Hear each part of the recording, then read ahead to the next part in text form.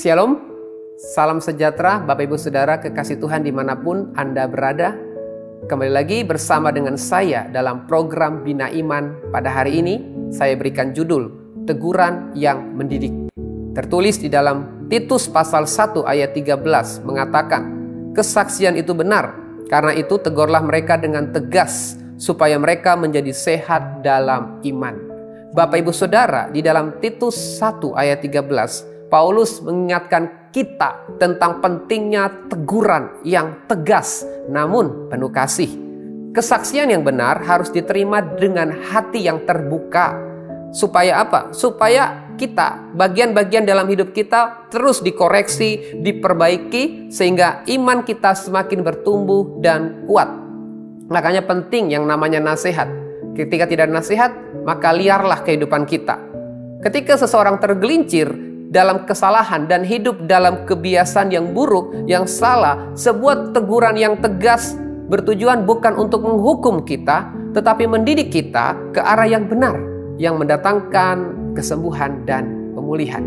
Banyak orang takut dengan yang namanya teguran, menutup dosa begitu rapat, menutup kesalahan, dan menghindari teguran. Padahal teguran yang dimaksud bukan tujuan atau sekedar kritik yang melukai, tetapi sebuah tindakan kasih yang mendalam.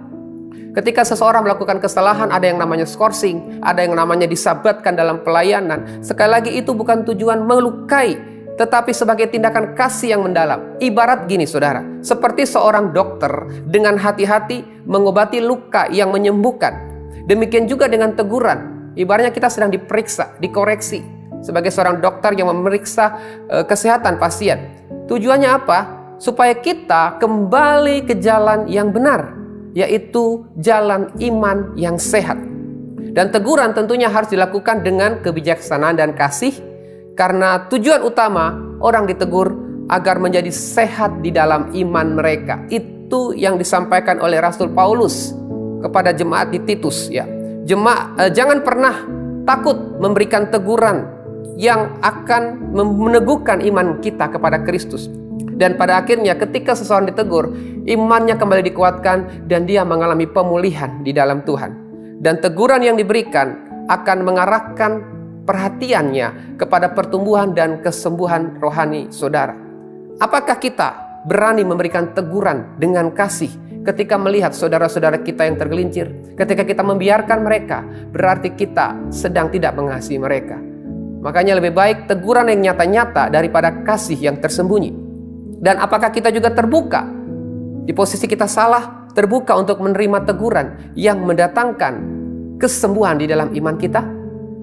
Wahyu 3 ayat 19 mengatakan, barang siapa kukasihi, ia kutegur dan kuhajar. Karena itu, relakanlah hatimu dan bertobatlah.